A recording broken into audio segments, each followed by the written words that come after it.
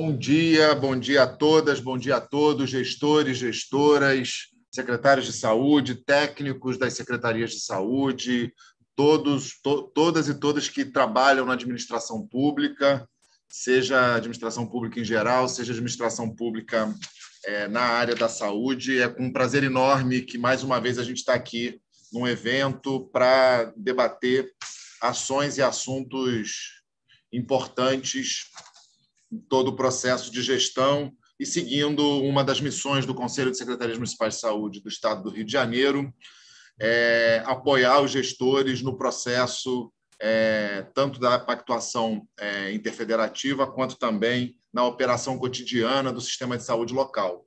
Eu sou Rodrigo Oliveira, secretário de Saúde de Niterói, presidente do COSEMES do Rio de Janeiro, e a gente vai aqui hoje falar sobre um assunto que ele é muito decisivo e do qual o gestor precisa ter, principalmente o ordenador de despesa, um cuidado e um zelo muito grande, que é justamente o processo de licitação, processo de compras, de tornar lícito as compras no poder público. A gente teve recentemente uma mudança em 1º de abril, a data não é a melhor, mas foi em 1º de abril de 2021, foi sancionada a Lei 14.133. Ela promove alterações importantes na regra sobre contratações públicas e substitui as leis mais antigas de licitações, que datam de 1993, tanto a lei do pregão, que é de 2002, e também do regime diferenciado de contratações de 2011. Então, a gente vai estar aqui ouvindo o que, para mim, é um dos maiores especialistas em direito sanitário e direito público do Brasil, modéstia à parte. Ele é do COSEMES, Dr. Mauro. É um prazer grande, Mauro, estar aqui com você. E eu queria começar passando a bola, fazendo primeiro 2 perguntas importantes. Primeiro, quando é que essa lei entra em vigor? E segundo, o que você poderia destacar das principais modificações sobre essa lei?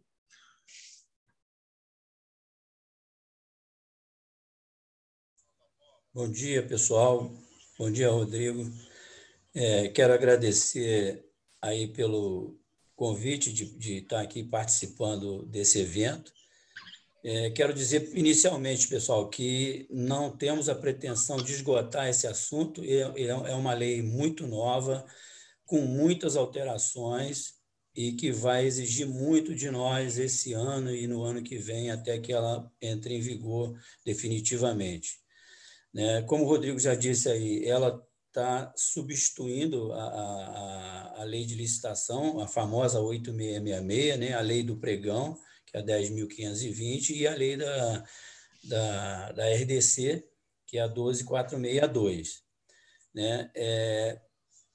Antes de falar da vigência, eu tenho que dizer que, como ela substitui essas leis, então ela está estabelecendo normas gerais de licitação e contratação para a administração pública com abrangência em toda a administração pública direta, autarquias e fundações de todos os entes da federação. Abrange também os órgãos dos poderes legislativo e judiciário e seus auxiliares, por exemplo, o Tribunal de Contas também é abrangido. E, além disso, os fundos especiais, que, no nosso caso, o Fundo de Saúde é um fundo especial, lá nos termos da Lei 4.320, e exclui textualmente o que era dúvida na 8666, as empresas públicas e a sociedade de economia mista e suas subsidiárias. A vigência da lei ela é obrigatória daqui a 2 anos, quer dizer, a partir de 1º de abril, que não é dia da mentira para a lei, ela vai 2 anos depois ela passa a ter vigência obrigatória. Então, a partir de 1º de abril de 2023, todo mundo tem que passar a usar essa lei. Excelente. E em relação a esse período, que ela não tem vacatio legis, que é aquele período em que a lei fica sem entrar em vigência. Ela já entrou em vigência imediatamente, a partir do dia da publicação. Então, a partir da publicação, ela é facultativa, ela permite que o gestor possa usá-la ou usar as leis antigas. O que ocorre? Se ele optar por usar a lei antiga, ele tem que usar a lei antiga para todo o procedimento de licitação que ele abrir. E ele precisa informar isso no processo, provavelmente, né? Estou usando a 8666. Exatamente. Quando você abre o edital, que você vai lá fazer aquela justificativa, o preâmbulo do edital, né? Você ali já diz quais as normas que são aplicáveis. Então, ali você vai dizer qual a legislação que é aplicável. É a Lei 14.133 ou a 8666. Se for a 8666, você não pode utilizar nenhuma regra da lei nova. E vice-versa. Se for a lei nova, nenhuma regra da lei antiga. Né? Então, essa vigência é facultativa, fica a critério do gestor utilizar ou não. Volto a frisar, veda expressamente a combinação entre elas. Tá? Não pode combinar as duas leis. E, na hipótese do contrato ser firmado com base nas leis antigas, digamos que ele seja lá em janeiro de 2023, você faça um contrato com base na Lei 8666 de vigência de 1 ano. Até que a vigência daquele contrato termine, ainda que a lei tenha deixado de existir, ele vai ser regulado pela lei antiga, que é aquele que deu origem a esse contrato. Tá? Agora, ela tem vigência imediata. Para quê? Para os crimes contra a administração pública em licitações e contratos. Essa foi uma alteração importante da lei, tornou-se essas penalidades mais severas. Né? Ela tirou esse capítulo da lei de licitação e levou para o Código Penal. Na lei anterior, a gente tinha isso regulado na própria lei de licitação. Agora foi para o Código Penal, e as principais alterações em relação a isso é que, primeiro, as penas passaram de pena de detenção para pena de reclusão. Alguém pode dizer, isso não tem importância. Tem muita importância, porque a pena de detenção ela não exige eu diria assim, popularmente, uma prisão imediata. E a de reclusão já começa o regime, já permite começar o regime fechado. Ela pode ter progressão de pena e tudo. E a outra alteração importante foi aumentar as penas mínimas e máximas. Para vocês terem uma ideia, ela manteve os mesmos tipos de crime que já tinha, acrescentando somente um a mais, que é a omissão grave de dado ou informação por projetista. Isso não era previsto na lei anterior, agora passou a ser previsto. Né? E, por exemplo, a contratação direta ilegal, que é a famosa dispensa de licitação ou inexigibilidade, em que na lei anterior a pena era de 4 e 8 anos e era detenção, ou melhor, ela era 3 e 5 anos, né? E era de detenção. Ela passou a ser reclusão e passou a ser de 4 e 8 anos. Isso também, além de impactar no tipo de penalidade, né, se é detenção ou reclusão, ela vai impactar também na prescrição desse crime, que antes você poderia ter um crime prescrito com menos tempo e agora ele vai prescrever com mais tempo. Né? E do ponto de vista, Mauro, e do ponto de vista dos procedimentos, das regras para os processos de compra, o que você destacaria aí de principais mudanças? Sim, agora vamos passar isso, até porque eu falei sobre essa questão, porque ela é uma questão importante que alterou, mas todo mundo que me conhece sabe que eu não gosto muito de falar disso, não, que eu parto de um princípio que todo gestor é honesto e que não vai lesar, não vai precisar dessa orientação. Né? Mas, enfim, então vamos fazer só um roteiro aqui e eu acho que no decorrer eu respondo a sua questão aí, Rodrigo. Toca o barco.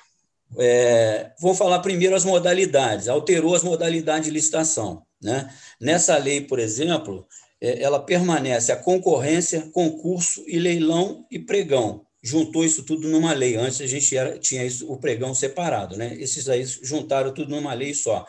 Não temos mais a tomada de preço e nem o convite. Isso foi eliminado pela nova lei. E entrou uma nova modalidade, que é o diálogo competitivo, né, que se caracteriza por permitir negociações com potenciais competidores que são previamente selecionados. Não vamos detalhar isso, gente, porque isso aí são coisas que, na hora que a gente tiver possibilidade, nós vamos falar especificamente cada item. Essa modalidade praticamente cabe um praticamente que vai caber um webinário só para ela, né? Quando a Sim, gente com certeza. amadurecer o processo regulamentar, amadurecer a regulamentação dela. Com certeza. Né? A outra novidade é que os processos passaram a ser todos de forma eletrônica. Então, agora, a gente não vai ter mais processo físico, todos eles, quer dizer, físico para nós lá na secretaria, ele é físico, mas a licitação em si, ela vai ocorrer no meio eletrônico, como é o Com pregão hoje. exigência de estar numa plataforma dessas de compra. Exatamente. Vai ser criado ainda e regulamentado, para você ver como é que a lei é nova, que tem muita coisa que vai ser regulamentada. Segundo pesquisa já de alguns especialistas, tem mais de 85 itens para serem regulamentados na lei. Nossa, mãe. Então, quer dizer, vai demandar É ainda um processo longo mesmo, né? longo. Por isso que ela tem que ter vigência de 2 anos para obrigatória, né? Para começar a valer. Aí os tipos também de julgamento, né? Tipo de licitação, o que a gente também pode chamar de critério de julgamento, houve uma importante alteração, porque antes a gente só tinha menor preço, melhor técnica e preço. Agora nós temos, além desses aí, nós temos maior lance, né, que serve para o Para o leilão, leilão. maior desconto, que a gente já praticava no SUS, para quem lembra aí Sim. que a gente usava, Na lembra? tabela CEMED. Exatamente, do que quem dá o maior desconto. No SUS a gente já praticava essa modalidade. E agora foi incluído na lei também. Acredito eu que o SUS ajudou nessa confecção aí. Muito bom. Né? Melhor técnica ou conteúdo artístico, que também é uma modalidade, um critério novo, e maior retorno econômico, que também é um novo que vai ser ainda detalhado também num momento oportuno. A outra alteração importante, em relação às fases da licitação, ela tem as mesmas fases da anterior, só que mudou. Ela, em relação ao pregão, ela passou a ser exatamente o que era o pregão. No pregão, o que se fazia? Primeiro você faz um julgamento para depois habilitar. Sim. Antes, na Lei 8.600... Você deixa a concorrência de preço, no caso do pregão, rolar para a habilitação não influenciar no melhor preço, né? Para produzir uma Exatamente. economicidade maior. Ótimo. E até porque é tempo, né? Você, ao invés de analisar um catatal de documentos, 25 empresas, né? você analisa só de quem ganhou, né? Só de quem ganhou. Exatamente isso daí. O objetivo da lei foi esse. E agora não é mais só para o pregão, é para todas as modalidades, foi invertida essa fase da licitação. Então, em relação a 8666, que chamava de fase interna, onde ela começava o processo, agora é uma fase preparatória, né? E depois tem a divulgação do edital, a apresentação de proposta, aí segue a mesma rotina, invertendo o julgamento com a habilitação. Os prazos, que são importantes. E o importante dessa lei também, Rodrigo, é que ela trouxe formas de contagem de prazo. A gente não tinha na Lei 8.666, que dia que começa a correr o prazo? Como que conta o prazo? Agora, essa lei definiu. Começa no dia da publicação. Um dia após o início, quer dizer, o prazo seria hoje. Esse dia você exclui. E inclui a contagem hoje passou a ser igualzinho do processo civil. O processo judicial civil trouxe para a lei de licitação a mesma modalidade. E mudou os prazos ou não? Os prazos continuam os mesmos? Os prazos também mudaram. A gente vai falar um pouquinho aqui. E o importante também é que todos os prazos passaram a ser contados em dias úteis. Os prazos em dias. Né? Quando o prazo foi em mês, não, ele começou no dia 1º de um mês e termina no dia 1º do mês seguinte. Se for em ano, a mesma data que iniciou também termina lá. Isso a lei está definindo muito bem, é uma questão que a gente não tinha nas leis anteriores. E aí os prazos vão variar de acordo com a natureza do objeto e o tipo de licitação. Né? Então, por exemplo, licitação para aquisição de bens, se o tipo for menor preço ou maior desconto, 8 dias úteis. Manteve o do pregão, né? Exatamente. Manteve o do pregão, 8 dias úteis para divulgação do edital. Se for maior retorno econômico ou leilão, 15 dias. Também manteve o da Lei 8.666, no caso do leilão. Né? E aí entrou aí o retorno econômico. Técnica e preço, e melhor técnica de conteúdo artístico, 35 dias. Isso é uma novidade, ele não tinha anteriormente. A licitação para serviços comuns e obras e serviços comuns. E eles aqui separaram, eles colocaram serviços comuns e obras e serviços comuns também de engenharia. Tem a obra especial e obra serviço comum. Então, nesse caso, o prazo passou a ser 10 dias, quando for do tipo maior desconto. Né? E para serviços especiais e obras e serviços de engenharia, quando for menor preço, 25 dias úteis, aí entrou também pelo regime de execução. Quando o regime de execução for integrada, 60 dias úteis, e semi-integrada, 35. Gente, se a gente está falando assim de questões que são novas, regime de execução, por exemplo, como o Rodrigo disse, a gente vai programar durante esse ano e o ano que vem diversas lives para falar de cada tema, dizendo dessas coisas especificamente. Até porque tem que ver também, Mauro, imagino eu, como é que, além da regulamentação, a gente vai precisar de um tempo também para amadurecer como é que o judiciário e o controle externo lida com essas normas, né? Sim, esse é um grande problema. Eu estava até tentando interpretar umas questões aqui que eu fico imaginando. As nossas leis parece que elas são feitas com o objetivo de levar para o judiciário a discussão.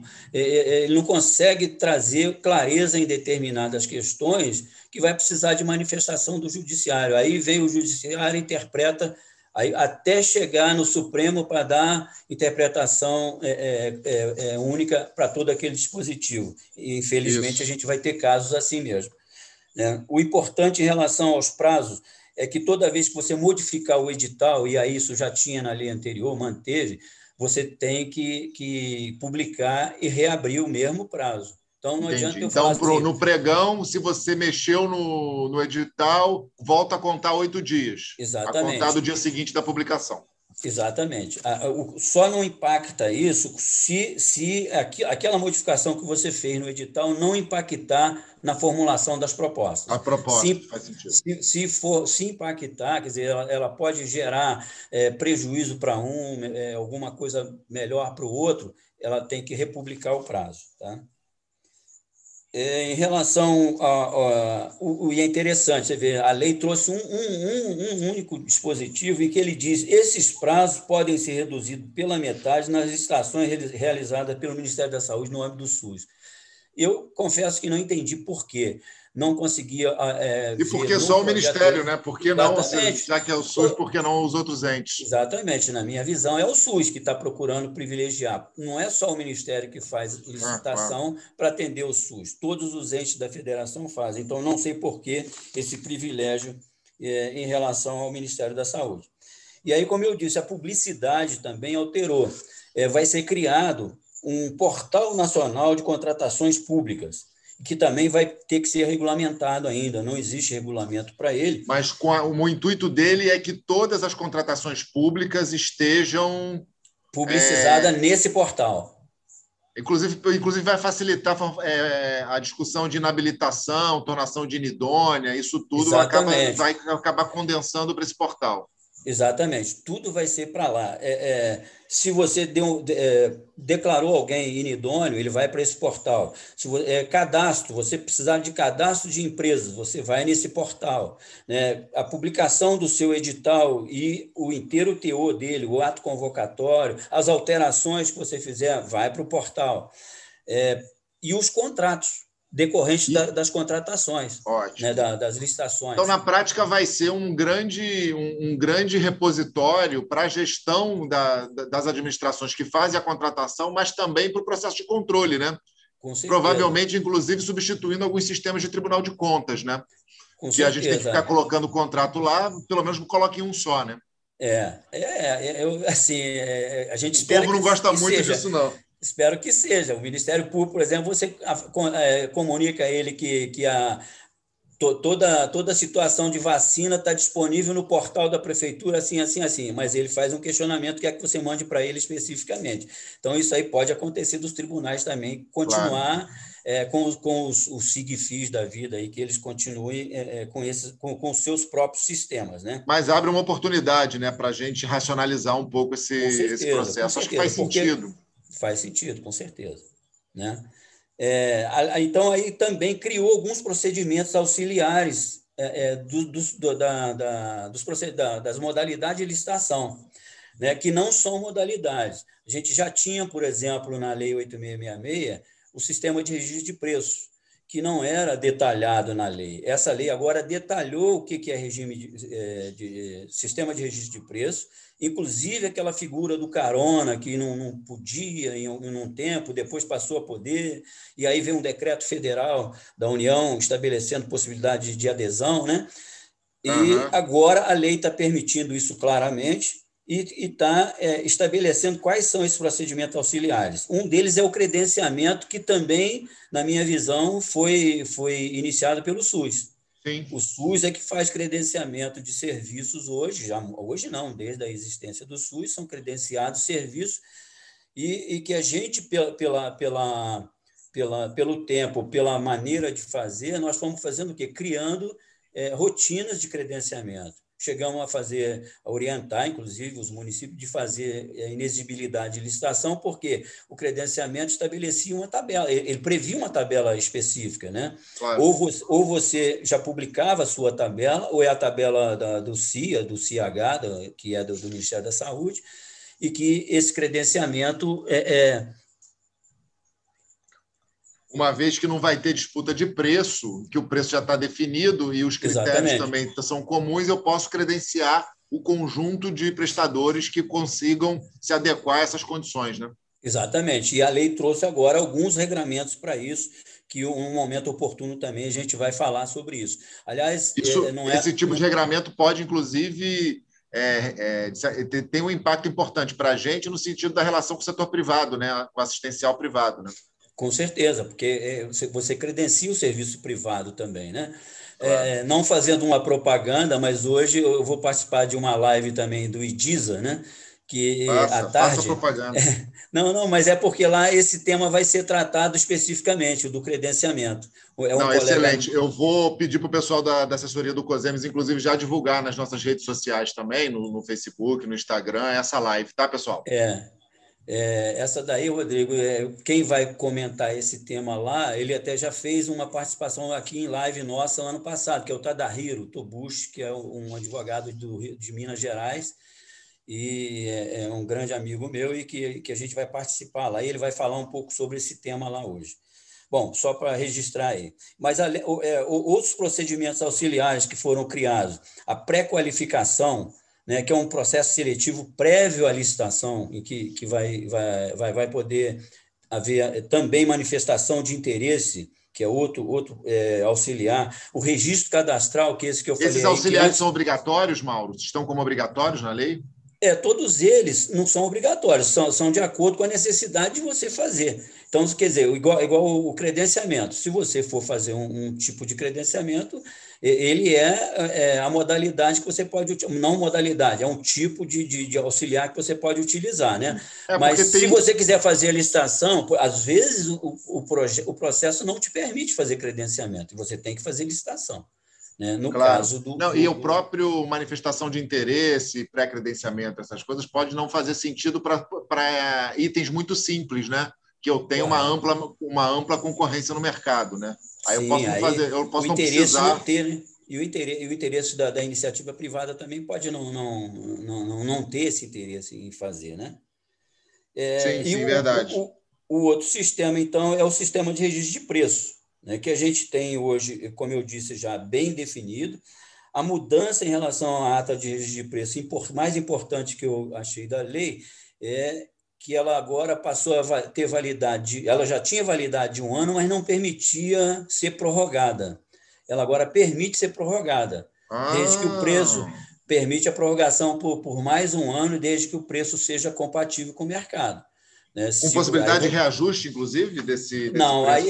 Então, esse é um tema que não está tratado na lei, essa questão do reajuste. Existem questões de reajuste, sim, que a gente não sei dizer agora se para a ata ele vai poder ser reajustado. Acredito eu que tem algum dispositivo que vai permitir eu não diria reajuste, mas o reequilíbrio. Equilíbrio, isso. Eu quis dizer isso. É um IGPM da vida, alguma coisa para você.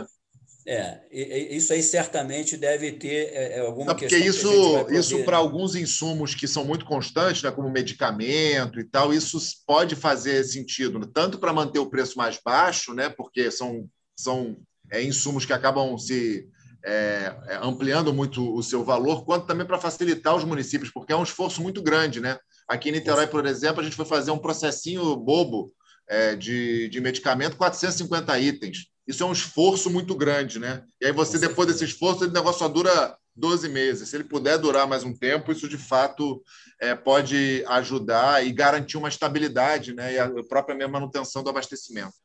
Interessante. O que me parece, esse é um dos objetivos da lei, desburocratizar, né? Inclusive os contratos, que antes a gente fazia contratos somente pela vigência do orçamento, ela agora permite fazer para 5 anos o contrato.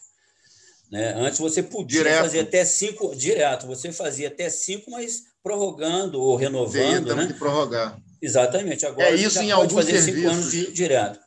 Isso em alguns serviços que demandam um investimento inicial para o contratante, como, por exemplo, aluguel de carro, que ele tem que comprar carro. Se ele tem um contrato de 5 anos, ele não precisa resolver o investimento dele no primeiro ano, né? Isso pode ter um elemento, inclusive, de redução de preço. Vai diluir o preço durante 5 anos e não em 1 ano, não é isso? É isso. Realmente, são questões que ainda são novas, mas que estão postas na lei, e a ata de registro de preços trouxe essa questão também. Bom, agora, assim, eu queria falar um pouco sobre a contratação direta. Né? Acho que em relação à licitação é isso, a gente não vai alongar aqui, até porque senão fica muito cansativo também. E eu acho, Mauro, que o objetivo era esse mesmo, era a gente dar uma pincelada geral e já sinalizando, tanto combinando com você, mas falando para todo mundo que está assistindo a gente, a ideia é, com o nosso aprofundamento do estudo, a gente identificar temas específicos e aí sim fazer lives ou aulas, videoaulas, fazer questões específicas para a orientação do gestor. Diga lá, Mauro. A contratação direta a gente vai falar um pouco também, porque ela também trouxe questões, inovações importantes. Principalmente hoje na permissão de fazer, vai fazer também por modo eletrônico, né? Quando você faz dispensa de licitação, a lei orienta você divulgar, antes de fazer a contratação, pelo menos 3 dias úteis em site oficial, né? Divulgar que aquela compra está sendo feita, aquele serviço está sendo contratado de forma direta, né? E o que mudou na lei? A inexigibilidade, que antes ela vinha depois da dispensa, ela passou a vir primeiro agora. É o artigo 74 da lei que está regulamentando a inexigibilidade e que ela continua com aqueles tipos que já tinha antes e acrescentou mais 2, sendo que esses tipos de inexigibilidade não são assim estanques, eles não estão não determinam que são só esses. Né? Porque quando o artigo ele diz assim, é inexigível a licitação quando inviável a competição, em especial nos casos de... Quando ele diz assim, ele está dizendo o quê? Que esse rol que vem aí, ele não é taxativo, ele é exemplificativo. Você pode ter casos que não estão listados aqui e que pode configurar uma inexigibilidade. Como, por exemplo, uma pandemia, né? Exatamente, dentro da pandemia vai configurar inexigibilidade. Né? Então, por exemplo, aquisição de materiais, equipamentos ou gêneros ou contratação de serviços que só possam ser fornecidos por produtor, empresa ou representante comercial exclusivos. Essa já tinha na Lei 8.666, não mudou. Né?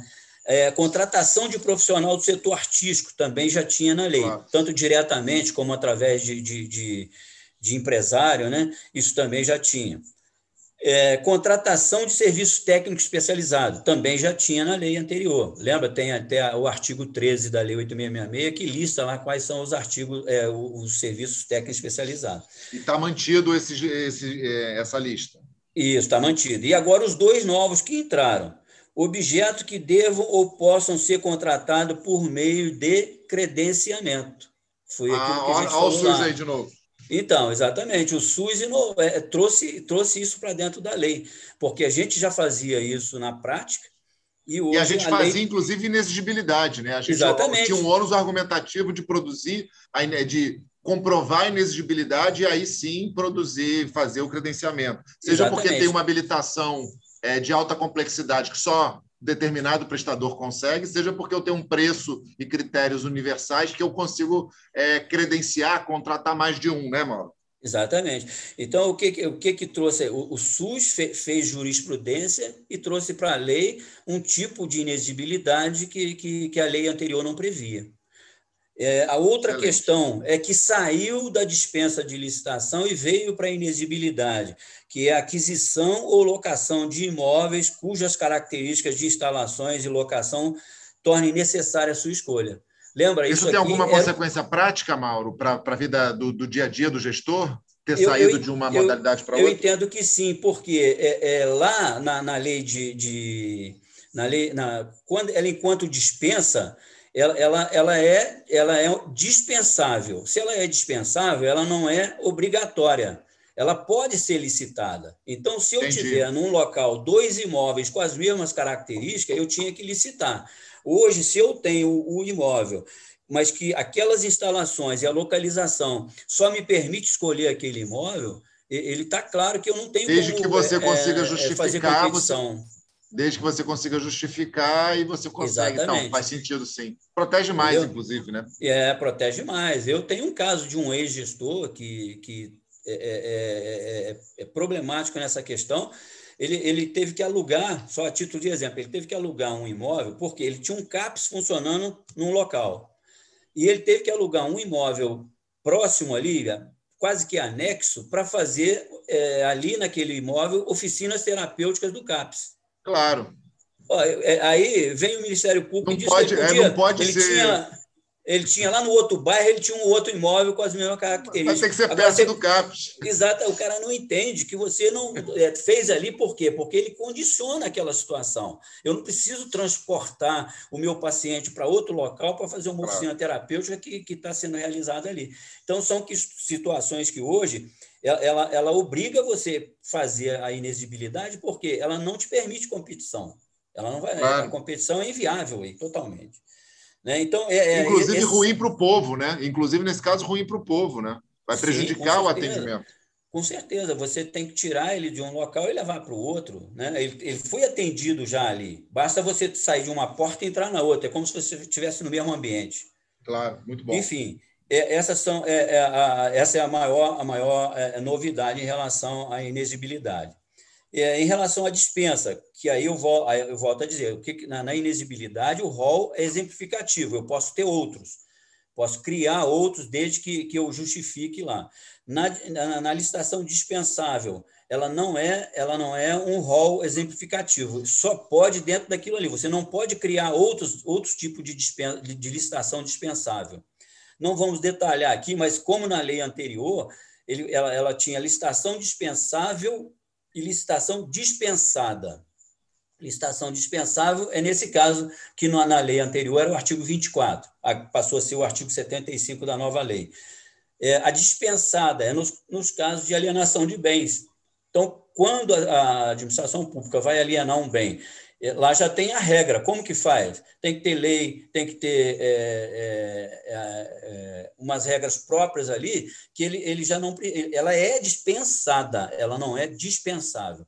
Não sei se vocês lembram, quando ano passado, quando foi feita a Lei 13.979, especificamente para a pandemia, que perdeu a vigência, né, Sim. dia 31 de dezembro, o artigo 4º da lei depois foi alterado, criou o artigo 4º-A, o B, e o B, C, D, A, B, C, D, até, sei lá, me parece que o I, tudo trata de licitação dispensável.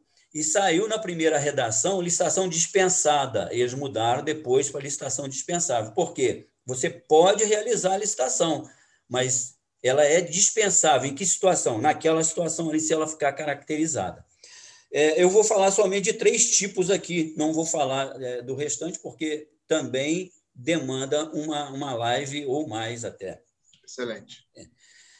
Primeiro foi a contratação, os valores.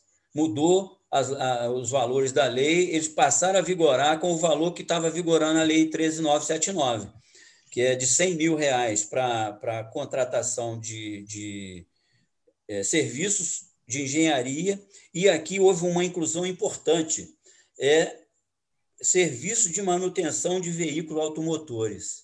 Foi incluído, isso facilita a vida. Exatamente, foi incluído aqui no inciso 1, até essa modalidade. Com valor de 100 mil. 100 mil reais. Anual. 100 mil anual. Né? Aí a gente vai ver aqui como que ele é calculado, que a lei também trouxe isso, a anterior não falava. A anterior ficava assim, até quando que eu posso fazer isso? A gente criou também rotina de que era anual, os tribunais de contas foram chegando a essa conclusão. Você tinha que, naquele exercício, contratar até aquele limite de valor. Né? Exatamente. Você não podia ficar fazendo fração, né? Fracionar. Exatamente. Hoje passou a 100 mil, então, para o inciso 1, que é obras e serviços de engenharia e manutenção de veículos automotores, e a contratação de bens e serviços comuns, né, as compras, passou para 50 mil. Então, esses dois valores foram alterados e constam da lei. Tem um dispositivo na lei que diz que esses valores vão ser corrigidos anualmente no dia 1º de janeiro, por ata do Poder Executivo da União.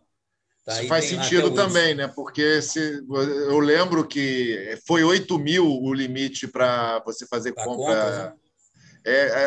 Tinha uma hora que com 8 mil já não comprava mais nada, você já não fazia sentido. Exatamente. Então, agora ele já prevê, a lei já prevê essa possibilidade. E a outra questão também que alterou foi em relação à emergência ou calamidade, que na lei anterior previa que você podia fazer para 6 meses, prorrogável por mais 6. Ela agora prevê que o máximo é 1 ano, não tem prorrogação, é um máximo de 1 ano que você pode fazer contratação por emergência ou calamidade pública. Né? E ela veda expressamente qualquer tipo de prorrogação, tanto do contrato como da recondução ou recontratação daquele mesmo prestador. Então, por exemplo, você contratou um prestador para fazer um serviço emergencial por 1 ano e você contrata ele de novo, você está infringindo a lei. Tá? Entendi. Então, esses valores, como você já disse aí, o somatório deles é o compreendido no exercício financeiro ou pelo objeto, né, da mesma natureza. Então, por exemplo, se mesmo dentro do mesmo exercício, eu comprei caneta, atingi 50 mil de caneta em abril, eu não posso chegar no final do exercício mais, porque já atingi estourou a sua objeto. Cota. Exatamente. Ele é ou pelo exercício ou pela natureza do objeto. E tem um dispositivo na lei ou melhor, e todas essas compras, aquilo que eu já disse lá no início, elas têm que ser divulgadas antes da contratação, por exemplo, compras e serviços, pelo prazo de 3 dias úteis. Uma espécie de edital. A partir do dia tal, eu vou estar colhendo, vou fazer uma contratação emergencial e estou colhendo preço nos seguintes itens. É isso? Exatamente. Vai ter que fazer uma publicação no site oficial. Não vai poder mais só mandar o envio de e-mail e a cotação direta. Só para aqueles que são os interessados, não, né? Até porque eu posso ser um potencial fornecedor e me interessar também. Claro, né? Aí você dá publicidade para isso e aumenta a concorrência. Exatamente. E tem um dispositivo, um dispositivo na lei que esse agora vai merecer uma interpretação muito difícil. Todas as pessoas que já comentaram a lei, que já publicaram alguma coisa sobre a lei, que eu pesquisei, ninguém comentou isso aqui. E eu estou até na dúvida se eu comento, porque vai trazer mais dúvida. Ele tem um parágrafo que diz assim: esse dispositivo, que é esse do somatório, que fala do somatório pelo exercício financeiro e do mesmo objeto, não se aplica às contratações de R$ 8 mil de serviços de manutenção de veículos automotores, incluindo o fornecimento de peças. Ficou muito duvidoso isso, porque você tem lá... O que ele quis dizer com isso? Exatamente, ele tem um dispositivo que diz que até R$ 100 mil você pode fazer por ano, ou a natureza do objeto para manutenção de veículos automotores. E agora ele diz que quando essa contratação for até R$ 8 mil, que esses limites aqui não vão ser aplicados. Não o limite de R$ 100 mil. Exatamente, ele é contraditório. Mas Aí eu eu volto a posso dizer, fazer 10 de 8 mil, que eu ia ultrapassar, exatamente. ou 12 de 8 mil, Ele é ultrapassar os muito 100 mil. confuso, é muito É confuso. verdade. Né? A gente vai ter que debruçar ainda sobre isso. E volto a dizer, todos doutrinadores que já comentaram a lei e o Não projeto falaram ainda, sobre isso. ninguém fala sobre isso, todo mundo pula esse dispositivo. E a última coisa aqui que para falar em relação a isso é que acabou-se a dúvida também em relação aos consórcios, que antes tinha assim, o consórcio com até 3 pessoas jurídicas podia ser o dobro da dispensa, e com mais o triplo. E ficava aquele negócio, mas é para dispensa? Não, era para licitação, era para o convite. Agora ela acabou com essa dúvida, ele trouxe como exceção o dobro.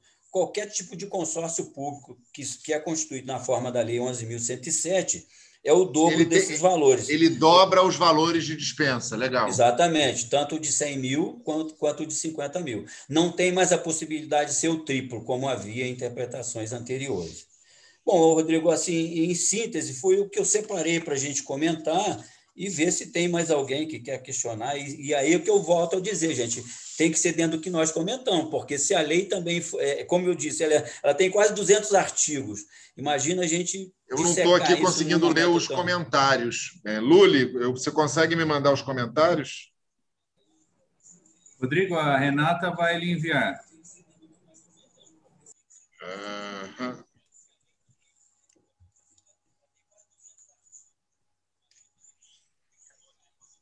Manda aí que eu já faço as perguntas para a gente seguir.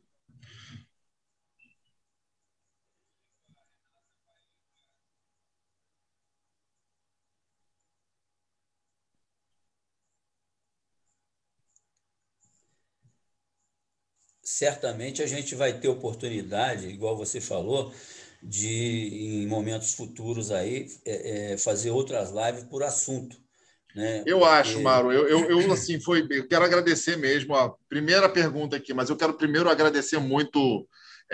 Para mim foi muito esclarecedor, já consegui ter um panorama e também, mas eu acho que a gente sai daqui com uma tarefa que é justamente tentar identificar quais são os principais temas aplicados à saúde e pensar em lives e videoaulas, talvez de uns 10 minutinhos para falar dos temas. Acho que, de qualquer maneira, está sendo muito, muito, muito esclarecedora. Agradeço mesmo.